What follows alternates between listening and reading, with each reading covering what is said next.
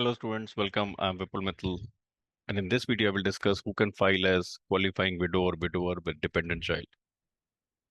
You also call this as surviving spouse filing status. So you have 5 different filing status and one of them is qualifying widow or widower with dependent child. So this filing status is available for widow or widowers. So if your spouse died either of the 2 years preceding the tax year, then you may be able to file as qualifying widow or widower with dependent child. So if we are talking about 2023 tax return, then spouse died in 2021 or 2022, then only you are eligible to file as qualifying widow or widower with dependent child for 2023. Second condition, you have not yet remarried. You have not yet remarried. That is, if you're filing tax return for 2023, then you have not remarried by December 31st, 2023, before the close of the tax year. You have not remarried. Third condition, you have a dependent child. Very important condition. So your dependent daughter, son, your stepson, stepdaughter, adopted son, adopted daughter. So you have a dependent child.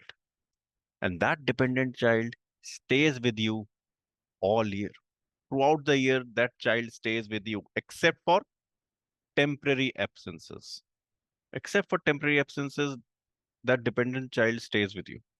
Temporary absences, for example, are because of school or because of medical treatment or for other reasons. Those are only temporary in nature.